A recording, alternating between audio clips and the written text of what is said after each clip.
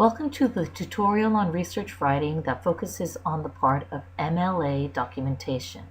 In this tutorial, you will learn how to cite your sources correctly using Modern Language Association, that's MLA, citation formatting. This is going to be a fairly long tutorial, so make sure you have your cup of coffee, your chocolate-covered almond biscotti, and a pillow, and sit back and enjoy. Well, I think enjoy is probably too strong of a word, but you get the picture. Let's start first by showing how to introduce a source. The first time you use a source, you need to use what's called a signal phrase. This is a technical term, but I've heard people call this different things like context or introductory information or something like that. A signal phrase is used the first time you use a source if you end up using that source more than once. Sometimes you can include a signal phrase if you only use a source once as well. A signal phrase includes an author's full name and the title of the work. You can see in the example that Holly Sklar's full name is used, as is the title of her article, Imagine a Country. Then you include the quote. And then after the quote, you include what's called an in-text citation. So you can see the in-text citation there. That's the information that goes in the parentheses. In this case, there is a number, 52, which represents the page that the quote appeared on in the original. So an easy way to remember when you need a signal phrase is this. Imagine you are walking across campus with your friend. What do you want to name her? Okay, we'll name her Rapunzel. You see another friend 100 feet away and you wave hi, but you keep walking to your next class with Rapunzel. Would you introduce Rapunzel to the friend you waved hi to? Of course not. You wouldn't introduce Rapunzel to every person you wave to. Why not? Because people would think you're crazy. You don't need to introduce someone if you're just passing by. However, what if you stop to talk with your friend Eugene for 20 minutes and Rapunzel is with you? Would you introduce Rapunzel then? Probably so, since it would be rude not to. Think of your paper the same way. If you will be spending some time with a source, meaning using it 2 or more times, you definitely have to include a signal phrase the first time. Sometimes you might want to include a signal phrase even if you use the source only once, depending on how much time you take with that source. Now, imagine that you introduce Rapunzel to your friend. Then 5 minutes later you say, "Oh, and I'm teaching 1A next quarter and Rapunzel is going to take it. By the way, Eugene, this is Rapunzel. And we're going to have a potluck, and Rapunzel is a great cook. By the way, Eugene, this is Rapunzel. And I think it's going to be a really smart class because the students like Rapunzel. By the way, Eugene, this is Rapunzel. Would you keep introducing Rapunzel?" Of course not. Why not? Because Eugene can remember who Rapunzel is from the introduction. If this makes so much sense in real life, then why would you go against common sense in your paper? Why would you reintroduce your information every single time you mention that source? You do not need to include a signal phrase every single time you use a source, just the first time. Now, in a long research paper of, say, 8 pages or more, if you introduce a source on page 1 and then don't use it again until page 7, do you think you might want to reintroduce it again? Sure, especially if you have a lot of other sources in the paper. By page 7, the reader might have forgotten what the source was. Otherwise, if you use a source more than once, you do not need to mention all that information again every single time. So what do you need to include? After the first time you use a source, don't include all the full information. Instead, you only need the author's last name and the page number of the quote somewhere in your sentence. Not the author's last name and Ms. or Mrs. or Mr., just the author's last name. In option A, the author's name comes in the sentence, so only the page number is included in the in-text citation. In option B, since the author's name is not mentioned in the sentence, it needs to be included with the page number in the in-text citation. In other words, the author's last name appears only once in the sentence, not in both places. Having the author in both your sentence and the in-text citation is actually incorrect. Citing is very technical, so make sure you pay attention to the details.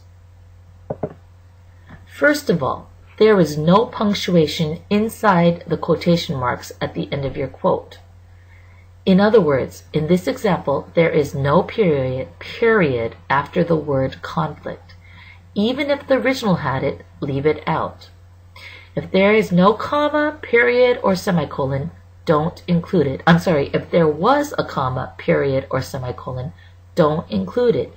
The only time you do include punctuation would be if it were specialized punctuation like a question mark, dash, or exclamation point.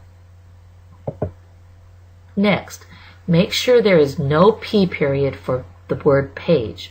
When a number appears by itself, the assumption is that it is a page number. There is no need to say it's a page number. Just put the number itself. If you put P period, it's actually incorrect. When including the author's last name in the in-text citation, do not include a comma. Just include the name, then a space, then a number. Finally, after the parentheses, include a period for the end of your sentence. The period does not come before the parentheses inside your quotation marks. Citing a paraphrase or summary is basically the same as citing a quote. The only difference is that there are no quotation marks. So if you look at the examples on the tutorial, the quote and paraphrase look exactly the same except for the paraphrase citation does not contain quotation marks. Include a page number still, since you are paraphrasing something specific in the original that has a page number attached to it. A summary is also the same as shown. However, there might be instances when you are trying to summarize something that spans many pages. For example, you might be summarizing the entire book. If that's the case, don't include a page number. Just mention the author's name either in your sentence or in your in-text citation. What happens if you can't find a page number? These days, since so much comes from the internet, there might not be a legitimate page number to cite. Even if you print a document on your printer, it might not have the same page numbering on someone else's printer because of different font sizes and so forth. Usually PDFs retain the original page numbering, but other types of documents don't necessarily do so. In cases when you can't find a legitimate page number, you may use a paragraph number by writing PAR period. In that case, make sure you have a comma between the author's name and the abbreviation PAR period. Please note this differs from when you cite page numbers, since, as you will recall, commas are not used after an author when citing page numbers.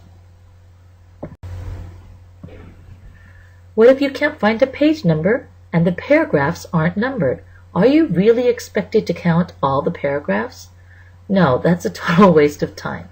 Instead, you can't cite what doesn't really exist, so you can only put the author's name in the in-text citation if you don't have a page number and the paragraphs aren't numbered.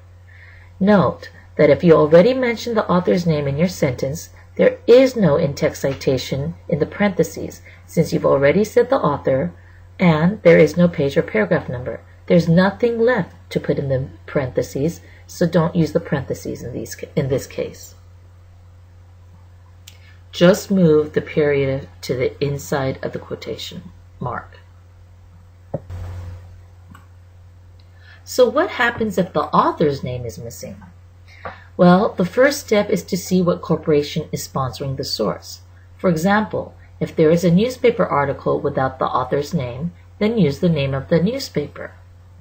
Often newspapers have staff writers who are not allowed to include their names, so you can see in the example that San Francisco Chronicle is used in place of the author's name. What if the author's name is missing and you can't find a corporate sponsor?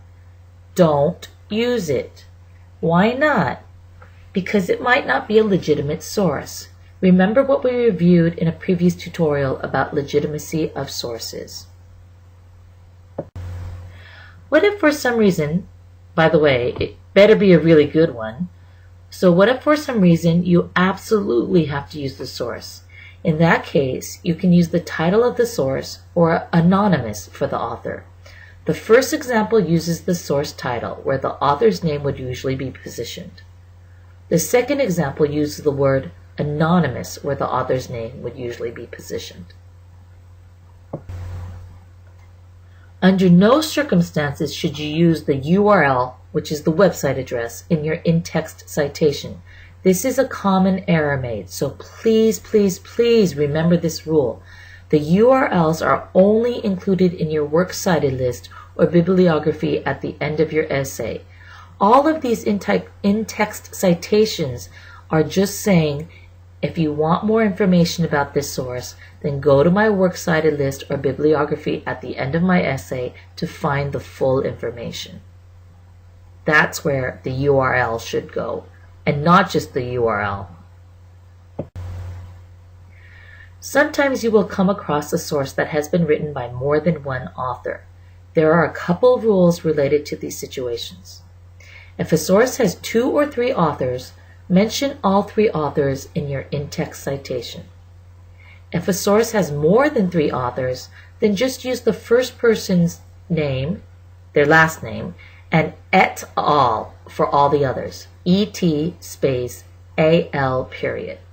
So, if you ever think about writing and publishing with other people, make sure your name goes first so you get mentioned.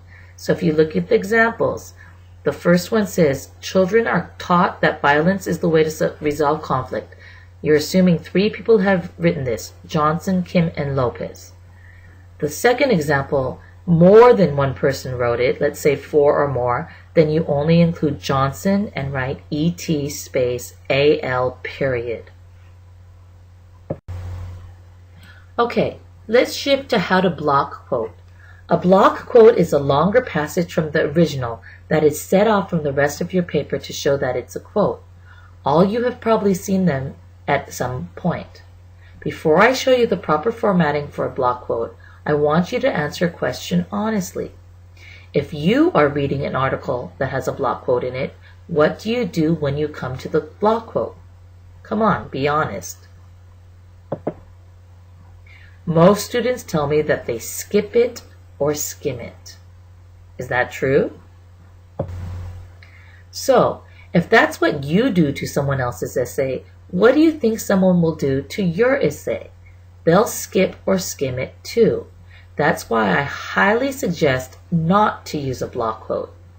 But I'll have students tell me, but I need all the information, it's really important. And I'll respond, then you just ensured that your important information will not be read carefully by putting it in a block quote. Does that sound like good common sense? No. So don't use it. Now, there might be times that you absolutely need to block quote. So if that's the case, here are the formatting rules. You need to block quote for prose if it takes up more than 4 lines of your own paper. Prose just means anything that's not poetry. Please note that this is not 4 lines of the original, but of your paper. For poetry, you need to block quote if it takes up more than 3 lines of your own paper. Block quotes are double-spaced, just like the rest of your paper. If somebody's been teaching you single-spaced, that's very old MLA rules, and maybe they are following another format. But current MLA rules are double-spaced. The block quotes need to be double-spaced too, because there needs to be room to make any corrections or comments. Indent 10 spaces from the left. 5 spaces usually equals a tab, which equals ½ an inch. So you are basically indenting 1 inch on the left beyond the regular page margin, or 2 tabs, or 10 spaces. They're all the same thing. There is no indentation on the right. Again, if you've been taught that there's an indentation on the right or that the block quote is centered, those are old rules. Current MLA rules do not go by that. There is no indentation on the right for current MLA rules. There is no other special formatting for a block quote, like changing the font size or making the font bold. There aren't any quotation marks unless the original had them. Why not? Well, why do we use quotation marks in the first place? To show that someone else said the words. In a block quote, you've already indented an inch from the left, so you've already shown that the passage is someone else's words. Adding quotation marks is redundant. Now, if the original had quotation marks, then you have to include them too. That means you are quoting someone else who quoted someone else. The final rule is that the period that usually goes after the parentheses goes before the parentheses in a block quote. Do not ask me why. I think this is one of the stupidest rules, and I think it's inconsistent, but I'm not the one who makes up the rules. So I'm sorry, you're going to have to remember that when it's not a block quote, the period goes after the parentheses. But when it's a block quote, the period goes before the parentheses. Sorry. Here is an example of a block quote based on the rules I just showed you. You might want to pause this tutorial right now, or come back to this slide when you get a chance if you want to look it over more closely. An ellipsis is what a lot of people call a ... but there is actually a name for it. It is used to leave out anything from the original when quoting. That's an ellipsis. 3 periods eliminate less than 1 sentence. 4 periods eliminate 1 sentence or more. There are only 3 or 4 periods, no more and no less. Be careful. Don't think that 4 periods eliminates more than 1 sentence. It eliminates 1 sentence or more. You do not need to include an ellipsis at the beginning of your quote. Why would you do this? Well, some people want to show that something came before the part that they were quoting. However, something always comes before what you are quoting, unless you are quoting the very first sentence of a source. This is true of the ending as well. Don't use an ellipsis at the end of your quote because something always comes after what you are quoting unless you are quoting the last sentence of a source. Some people want to use an ellipsis to show that they are quoting from the middle of a sentence. They want to tell me that they didn't start the quote at the beginning. Okay, but you will see that by correctly using brackets, which we will get to in the next slides, that you will be able to tell the reader that you are starting a sentence from the middle. Starting a quote from the middle of a sentence. So when do you actually use an ellipsis if you can't use it at the beginning or the end? Use it somewhere in the middle of the sentence as seen in the example. So if you have an example where you want to say that you took out some information, the first and second examples listed here are incorrect because you don't have to start the quote like that and you don't have to end the quote like that. The third example is correct because what it's showing is that you left out information in the middle of a quote. Brackets are used to change or add anything to the original when quoting. Do not confuse brackets, which are square, with parentheses, which are rounded. Why might you use brackets? Sometimes you might want to clarify something in a quote. For example, if you quoted, "She went to the store," the reader might wonder who she is. You have a few options. You can add the name right after the she. She, Marissa, went to the store. So you added the word Marissa, you had to put that in brackets. Or you can just substitute the name for she. Marissa went to the store. In this case, Marissa is in brackets, not because you added it, you did, but because you're actually changing the word from she to Marissa. Or you can start the quote later. Marissa, quote, went to the store. You do not always have to start the quote exactly where the original started it. Notice that even though I left out the word she from the original, I did not use an ellipsis at the beginning of the quote. Why else might you use brackets? Technically, you are supposed to use brackets even if you change something really small, like just one letter. So look at this example. The original says, "My dog ate dinner, and then the dog and the cat went to bed." Now, you write the following. He states, the cat went to bed. Whenever you quote something like this and you start off by saying something like he states or she asserts and so forth, the quote starts with a capital letter. That's why you capitalized the with a capital T. But the original did not have a capital T in it. So you technically changed the lowercase t to a capital T. That's why you have to change the lowercase t to an uppercase T and put it in brackets when you quote it. Pretty crazy, huh? Well, this is also why you don't need to use an ellipsis. When readers see the capital T in brackets, they'll say, it's a capital T in brackets. That means it must have been a lowercase t. Then they have to say, well, why was it a lowercase t in the first place? Because it wasn't at the beginning of the sentence. Do you see why you don't have to then put it in an ellipsis in anymore? You've already told the reader through the brackets that it is not the beginning of a sentence. Does that make sense? Okay, here's another example. The original is the same as the previous one, so I won't read it. Now, you might want to integrate the quote into your own sentence. So you say, after dinner, my dog went to bed. What's wrong here? What did you change? First of all, you changed the uppercase M of my to a lowercase m because you need to treat an integrated quote as if it were part of your regular sentence. So this is different from when you say he states or she says. When you do that, you have to capitalize the quote. But when you just use the quote as if it were part of your own sentence and almost your own voice, then you do not capitalize it because you would never randomly capitalize a word in the middle of your sentence. So do you understand the difference between an integrated quote and a non-integrated quote? Okay, we're talking about the integrated quote here. So in this one, you have to keep the word my in lowercase. Since that's the case, you then have to change the capital M, because it was a capital M in the original, to a lowercase m in your quote. Then you have to put it into brackets to show you made a change.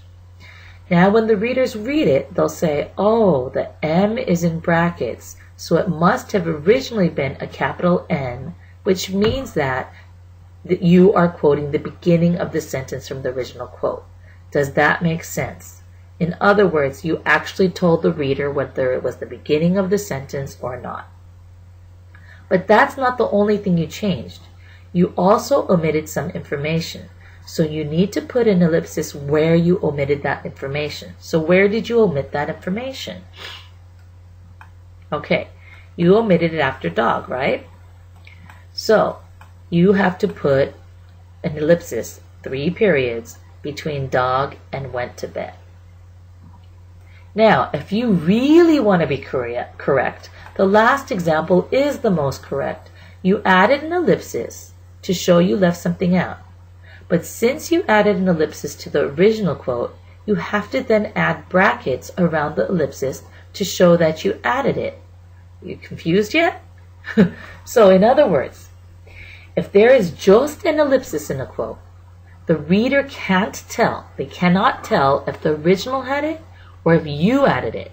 An ellipsis with brackets around it means that you added the ellipsis because you omitted something from the original quote. Now, the one that says your correct quote and the one that says your extremely correct quote, both of them are currently accepted as being okay.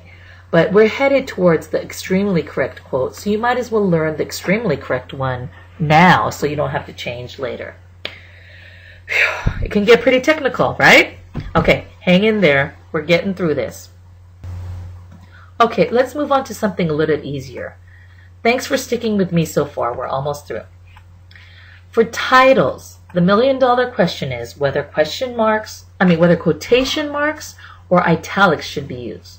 Those are your two options, one or the other. Sometimes you might see underlining instead of italics, especially if someone is handwriting something, because it's hard to indicate italics when you're handwriting. But other than that, you should never see bold, you should never see italics and underlined. You should not see underlined in a typed essay, okay? On the internet, you will see these done incorrectly a significant portion of the time, so don't go by what you see on the internet. Alright, so what are the rules? Instead of trying to memorize every single possibility of what you're supposed to do, is it quotation marks, is it italicized, there are 2 rules. If you remember those rules, you will be correct 90% or more of the time, maybe even more than 90%. The first rule is that if the title represents a short text, then use quotation marks. If it represents a long text, then use italics. That will take care of the majority of text. However, there is one more rule that you have to consider to be even more accurate.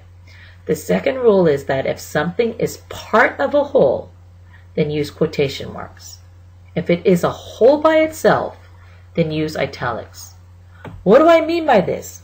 Well, let's look at some examples, and I think you'll see from those. Here is a list of the most common sources you might need to reference. See if you could put them in the right columns based on those 2 rules. Okay, so let's take articles. Where do you think those go? Titles of articles go in quotation marks because articles are relatively short. Remember that rule, short versus long. These can include internet articles, scholarly journal articles, and so forth. Okay, try books. Books are long, so they are italicized. Remember rule 1, short versus long, right? Okay, what about chapters in books? Well, chapters in books might seem long to you, and they are to me sometimes too, but they are also part of a whole, so the second rule applies here. They are in quotation marks because they are a part of a whole and they are considered shorter than an actual full book. Magazine names and magazine articles are a little different, right? Magazines, the name of a magazine like Cosmopolitan would be italicized, whereas the article in that magazine would be in quotation marks because the article is part of a whole and the whole magazine called Cosmopolitan is the whole. Movies are long, so they are in italics, and music albums are a whole, so they are in italics, whereas songs are in quotation marks because they are part of a whole.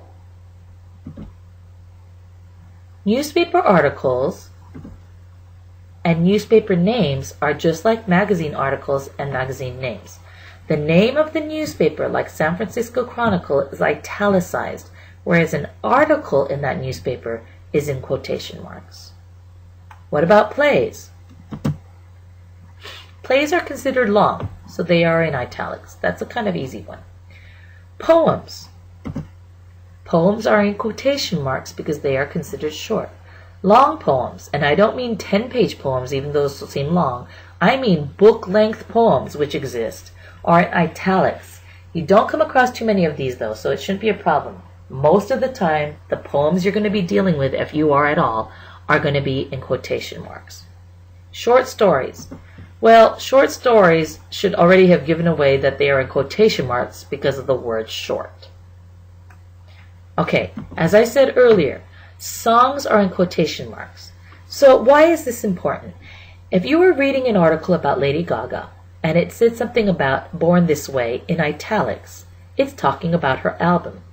If it said something about Born This Way in quotation marks, it's talking about her song. So do you see why it's important to know the difference?